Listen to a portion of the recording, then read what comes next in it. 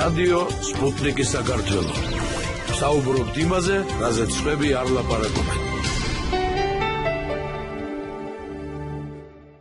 მოგესალმებით, თვითონ რადიო მსმენელებო, ეთერშია რადიო პროექტი მედიატორი, მე გახლავთ ჟურნალისტი მერაბ ხაჭდა. დღეს ჩვენ სტუმარია ცნობილი ჟურნალისტი თემურ კვირკველია. მოგესალმებით, თემურ. გამარჯობათ. მოდი ასე დავსვათ საკითხი. ვის ხელშია დღეს ანუ რა კატეგორიის ხელშია დღეს მედიასევრზე? მარტო ჟურნალისტებს არ გულისხმობ იმ ადამიანებს, ვისაც მოდი ასე ვთქვა, დაპყრობილი აქვს ეს ყველაფერი, რომ ერთი და იგივე კატეგორიის ადამიანებს ხედავთ ორივე მხრიდან, შეკითხვის დამსმელი და შეკითხვაზე პასუხის გამცემით, ძირითადად ერთ შემადგენლობა და საერთოდ ხშირად ისმის ხოლმე ასეთი ხუმრობა საქართველოში რამდენიმე მუსიკოსის, სპორტსმენის, მსახიობის გარდა ცოცხალი აღარავინ არის პრაქტიკულად ეს კატეგორია. მე მათ არც პიროვნებას ვეხები, არც პროფესიას, მაგრამ ყველა დღეს, ყველა ქმნის ქართულ პოლიტიკას ბჭყალებში, ყველას აქვს პრეტენზია აშენოს სახელმწიფო და შედეგსაც ადეკვატურ ზღებულობთ. და სხვა ჯერ ძალიან მაგონებს ეს უკვე ჩვენი მხრიდან ერთ ესეთ არც თუ სახალისოს, თუმცა მოსასმენად შეიძლება კარგი იყოს ამბავს, როცა ერთ-ერთმა მწყებსმა მემახსოვს რაღაც ესეთი შენი მოყოლილი, თქვა რომ რო არ მოგესალმა და ისე დაიწყო პირდაპირ საუბარი ადრე უღელში ახალგაზრდა მოზვერს ხართან ვაბამდით. ახლა პირდაპირ ორ მოზვერს აბამთ უღელში. ძალიან საინტერესოა სხვათა შორის ეს ბრძენი გლეხიკაცის ნათქვამი აგვიხდა ქართველებს და ქართული მედია პრაქტიკულად არ ნუ ვის უგორო კოჭი და რაზე ვილაპარაკოთ ხსოვს ღვაფავთ უკვე. ძალიან საინტერესოა. ეს იყო 2000 თუ არ მეცდები 2004 წელი. მაშინ ასეთი წერილი გამოვაქვეყნე, წითელი მოზვრები ბროლის ქუჩაზე, ასე ერქვა. დაიწყო ყველაფერი იმით, რომ მეზობელი მე სოფლად ცხოვრობ მისაქციელთან ახლოს და ჭიშკართან შემხვდა ჩვენი მეზობელი გლეხიკაცი, რომელმაც პირდაპირ დაიწყო მკითხა, კაცო, ერთი კითხვა მაქვს შენთანო. ჩვენთან სოფელში ასეთი წესი იყო, უღელშიო ორ მოზვერს ერთად არავინ არ შეაბამდაო. ერთ მხარეს აუცილებლად უნდა ყოფილიყო ბებერი გამოცდილი ხარი და მეორე მხარეს მოზვერი. იმისათვის რომ აი ამ ხარს, ამ მოზვრისთვის ესწავლებინა. ეს გუთნის გატანა იქნებოდა თუ ურმის ტარება, თუ ტვირთის აღება. წინააღმდეგ შემთხვევაშიო ორი მოზვერი ურემსაც გადაჩეხავდნენ, თვითონაც გადაიჩეხებოდნენ და შეიძლებოდა პატრონის დაეზარალებინათო, რაც მოგვივიდა ჩვენ. რა მაინტერესებს თემურ? აი ამ გლეხიკაცის ნათქვამი იმ საგაზეთო მასალის მერე იყო. არა, იმ საგაზეთო მასალაში იდო ეს უკვე ჩავდე, იმიტომ რომ ამით დავიწყე საერთოდ ის მასალა. შესავალი ქონდა ასეთი. მაგრამ თავარი რა არის აქ? აი ამ გლეხმა კაცმა აბსოლუტურად მან ზუსტი პოლიტიკური აქცენტი გააკეთა. მაშინ რაც ხდებოდა სახელმწიფოში გამომდინარე იქიდან. ესეთი შესანიშნავი პარტია. ანუ რისკენაც მიდიოდა სახელმწიფო. რისკენაც მიდიოდა სახელმწიფო, რაც დაინახა მან ჩვენ საზოგადოებრივ ცხოვრებაში. გარდა ამისა, ახლა ძალიან საინტერესოა, რომ ეს ეხება არა მარტო პოლიტიკას და პოლიტიკოსებს, არამედ საერთოდ ყველაფერს იმას, რაც ხდებოდა საქართველოში და რაც სამწუხაროდ დღემდე გრძელდება. ეხლა საინტერესოა ასეთი რამ, რომ ჯერ კიდევ 15 წლის წინ ვამბობდი მეც და არა მარტო მე, ყველა ვინც ამას აკვირდებოდა და ამჩნევდა, რომ ხდებოდა საინფორმაციო სივრცის გაწმენდა ბჭყალებში, გაწმენდა ინტელექტუალებისგან და ზნეობრივი სახეებისგან. რას გულისხმობ? ნებისმიერ საზოგადოებაში არიან, რა თქმა უნდა, პროფესიონალები, ამა თუ იმ საქმის, ამა თუ იმ სფეროს წარმომადგენლები, მაგრამ პროფესიონალებში კიდევ არიან გამორჩეული ადამიანები თავიანთი ზნეობრიობით, მოქალაქეობრივი პოზიციით და ასე შემდგომ. და ავტორიტეტით. შესაბამისად ავტორიტეტით. თავისთავად ცხადია, რომ ასეთი ადამიანები ყოველთვის იკავებდნენ საინფორმაციო სივრცეს თვით კომუნისტების დროსაც კი. იქ თუ კომუნისტების დროს წმინდა პოლიტიკური მოსაზრებიდან გამომდინარე დისიდენტს არავინ გამოგაყვანინებდა ეთერში ან გაზეთის ფურცლებზე, გასაგები იყო ეს. მაგრამ ყველა შემთხვევაში იმ კონტინგენტიდან, ვინც მათ უნდოდათ რომ საზოგადოების ყურადღების ქვეშ მოქცეულიყვნენ, არც ერთი არ შეიძლებოდა ყოფილიყო სახელგატეხილი.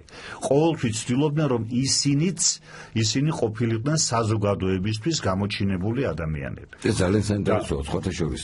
დღეს რა სურათი მივიღეთ მაგ ფონზე არ შემიძლია ახლა ეს არ თქვა, რომ დღეს ბევრია ცნობადი, ავტორიტეტი, მაგრამ პრაქტიკულად ტელეეკრანზე, რადიოში იშვიათად ნახო ადამიანი, რომელიც იმ საქმის ავტორიტეტია, რომელზეც საუბრობს. რა თქმა უნდა. ეს იქნება პოლიტიკა, ეს იქნება ეკონომიკა, ეს იქნება სპორტი, ეს იქნება სოფლის მეურნეობა, ეს იქნება ელემენტარული მოქალაქეობრივი დამოკიდებულება სახელმწიფოს მიმართ. აი ამისგან გაწმენდა მოხდა. და შედეგიც მივიღეთ ადეკვატური. რა თქმა უნდა. ეხლა დავიწყოთ იმითი, რომ აი ამ 15 წლის წინ მაშინ რეფორმატორება წოდებულმა ჯგუფმა დაიწყო აი ის საქმე, რასაც მე ვეძახი ამ საინფორმაციო სივრცის წმენდას, ასე ვთქვათ. ეს იყო თავისებური კულტურული რევოლუცია, რაც იყო ჩინეთში, ცნობილი მოვლენები, აი იმისი ანალოგი იყო უბრალოდ რბილი მეთოდებით. იწყებოდა რითი, რომ ისინი ქმნიდნენ ჟურნალისტის სახეს. არა იმიტომ, რომ ვინმე ის პერსონა, ვისაც აარჩევდა აი ეს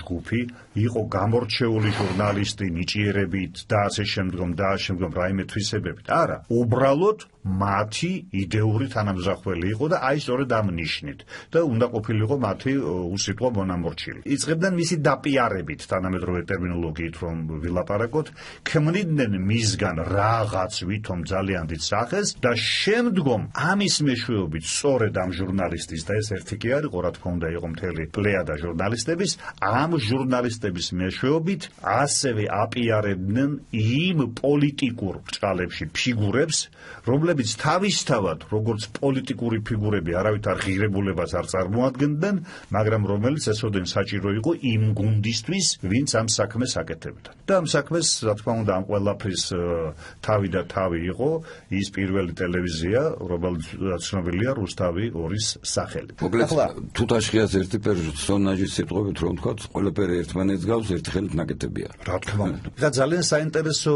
იყო რამდენიმე დღის წინ, დიდი ხანი არ არის, ერთი კვირაც არ არის გორი გასული, ნინო ზაუტაშვილი იყო ეთერში პირველ არხზე. ჟურნალისტი, შესანიშნავი ჟურნალისტია და მოწვეული ყავდა ეთერში მშენებლები, არქიტექტორები, урბანისტები და ასე შემდგომ, აი ამ ინჟინრები და მშენებლობისა და არქიტექტურის სპეციალისტები. მე ახლა აღარ შევალ სიღრმეში, აღარც ღირსებებზე ვილაპარაკები იმ გადაცემისა და აღარც ამ ადამიანების, ასე ვთქვათ, გამონათქვამებს შევაფასებ, ვთქვათ, ჩემი პოზიციიდან, თავარი იყო იქ რა. ეს იყო სპეციალისტების საკრებულო. შეკრებილები იყვნენ ადამიანები, ვინც საქმე იცოდა. აი ეს საქმე. და ყველაზე ნიშანდობლივი, რაც რა თქმა უნდა, ასე ხაზგასმით არავის არ უთქვამს, მაგრამ ჩემთვის იყო ნიშანდობლივი, რომ არც ერთი ამ ადამიანთაგან, ამ პროფესიონალთაგან, არც ერთი არ იყო დასაქმებული სახელმწიფო სტრუქტურაში. ეს არის ქვეყნის უბედურება. ეხლა საითკენ მივდივარ, ანუ მოზურები ბებერი ხარის გარეშე მართავენ ურემს. ახლა ნახეთ აბა ქალაქის არქიტექტურის სამსახურში ვინ მუშაობს, რა თაობისა და თაობაზე კი არ არის და ასაკს კი არ ვებრძვი. საუბარია იმაზე, რომ ცოდნა და გამოცდილება არის ამ ადამიანებში და ის ცოდნა და გამოცდილება არ ჭირდება სწორედ. აი ეს არის უბედურება. იცით რა არის თემურ? ანალოგიურია საინფორმაციო სივრცეშიც. ზუსტად იგივეა. იმიტომ რომ ეს საზოგადოება ისი აეწყო ამ 15 წლის მანძილზე განსაკუთრებით, რომ არც ერთ დარგში არსად არ ჭირდება პროფესიონალი. საქართველოში ჩვენ გვყავს, მე ახლა შემიძლია უცებ რომ დავიწყო სულ ცოტა ერთ 20 ძალიან ესეთი პროფესიონალ ჟურნალისტს ჩამოგიტყვით. მათ შორის მოქმედსაც, რომლებიც მუშაობენ დღესაც, თქვათ გაზეთში, რადიოში თუ სხვაგან, მაგრამ რომლებიც ჭრდილში არიან, ძალიან მარტივი მიზეზების გამო. უნიჭიერესი ადამიანები, უნიჭიერესი ჟურნალისტები, მხოლოდ იმას გამო, რომ ისინი გუნდრუკის მკმეველები არ არიან. ისინი გუნდრუკს არ უკმევენ არც ერთ პოლიტიკურ ძალას. აი ეს არის. თორემ როგორ შეიძლება ჩვენ დავიჯეროთ ის, რომ აი ის ჟურნალისტები, რომლებიც გამოდიან და ვიცით უკვე ამ 15 წლის მანძილზე იგივე რუსთავი 2-ის, იგივე მოგვიანებით უკვე იმედის და სხვა ტელევიზიების მათი დონე ხომ ჩანს, მათი პროფესიონალიზმი ხო იმ თავითვე ჩანს, რაც წარმოადგენენ, ზოგი ხელებს პარჭყავს, ზოგი წივი კივის, მეორეს ვინც ხავს სტუდიაში მოყვანილი არც კი უსმენს, ის ესვამს მორი კითხვას და ეს მიაჩნია ჟურნალისტობა. საერთოდ. საუბარი არის ძალიან მარტივ რამეზე. არ არსებობს სახელმწიფოს ნება, რომ საინფორმაციო სივრცე გახდეს კონკურენტუნარიანი. ამაშია საქმე. იმ შემთხვევაში, რომ სახელმწიფოს ნება არსებობდეს და მას ქონდეს სურვილი ასეთი ჯანსაღი საინფორმაციო სივრცის შექმნის, მაშინ სახელმწიფო დააწესებდა თქვათ იგივე პრემიებს საუკეთესო პუბლიცისტური ნამუშევრისთვის ტელევიზიაში ცალკე, გაზეთში ცალკე, რადიოში ცალკე, საუკეთესო რეცენზიისთვის, საუკეთესო სხვადასხვა ჟურნალისტური სფეროს, მოკლედ რო თქვა, სხვადასხვა ნამუშევრისთვის და ამით წააქეზებდა სწორედ ობიექტური ჟიურის მეშვეობით წააქეზებდა ნამდვილ ჟურნალისტიკას, რაც ქვეყნის წინსვლის ერთ-ერთი უმთავრესი საკითხია. მაგრამ მაგ ყველაფერს ერთი ძალიან სერიოზული ხელისშემშლელი პირობა აქვს წინ. უბრალოდ ეწინააღმდეგება და რა. ეს არის კლანური ჟურნალისტიკა, მოდი ესე დავუხმო. მე უკეთეს სახელს ვერ პოულობ, იმიტომ რომ არა, უკეთესი ის არის პარტიული ჟურნალისტიკა, რატომ არის კლანური? იცით რა, არის რუსთავი 2 არის პარტიული პარტიულიც არ არის, აი ამაშია საქმეო. ხო, იმ პარტიის ერთი ჯგუფია, პარტიულიც კი არ არის, აი ამის თქმა მინდა. გასაგებია, მაგრამ მაინც პარტიულია. პარტიული ნიშნით არის ის და სხვადასხვა არა მარტო რუსთავი 2. დანარჩენი ტელევიზიები თქვენ როგორ ფიქრობთ, აი იმედი, იგივე საქმეს არ აკეთებს, მაესტრო იგივე საქმეს არ აკეთებს. ზუსტად მე ერთხელ იყო ესეთი მოხდა ასეთი რამ, რომ დავჯექი ინტერნეტთან, Facebook-ზე და ყველა საინფორმაციო, თითქმის ყველა საინფორმაციო საშუალებას გაუგზავნე ძალიან მოკლე წერილი, რომელშიც მიუთითე ისა კითხე მათ ცნობილ ჟურნალისტებზეა საუბარი. რატომ არ უსვამთ აი ამ კითხვას არც ერთ ნაციონალური პარტიის არც ერთ წარმომადგენელს? და კითხვები ჩამოვწერე, აი ამ კითხვას. აი ახლა შემიძლია გავიმეორო. რატომ არავინ არ უსვამს მაგალითად ნაციონალური პარტიის არც ერთ ლიდერს თუ რიგით წარმომადგენელს კითხვას, სად წავიდა ქართული ფლოტი? უკანონო კითხვაა? არ არის საინტერესო, საზოგადოებას არ აინტერესებს. უხერხული კითხვაა. უხერხული კითხვაა, რომელზეც და საქმეც ის არის, რომ მე დიდი ეჭვი მაქვს, რომ აქთან კორუფციაც არის. იმიტომ რომ მოდიან სტუდიაში მოყავთ ისეთი ადამიანები და უსვამენ იმ კითხვებს, რაც იმ ადამიანებს ჭირდება და იმ პარტიას. მათ კიდე ერთი ძალიან სერიოზული პრობლემაა. რომ უხერხულ მდგომარეობაში არ ჩაება. არა, ეს თავისთავად ცხადია, მაგრამ მეორე. წესად იქცა ქართულ თოქ-შოუებში განსაკუთრებით ქართულ ჟურნალისტიკაში დასმა იმ შეკითხვის, რომლის პასუხი მწუთში იცი. რა თქმა უნდა. ეს როგორც წესი ასე გრძელდება და ისეთი პასუხი, რომ ესენი უხერხულ მდგომარეობაში არ ჩავარდნენ და ორი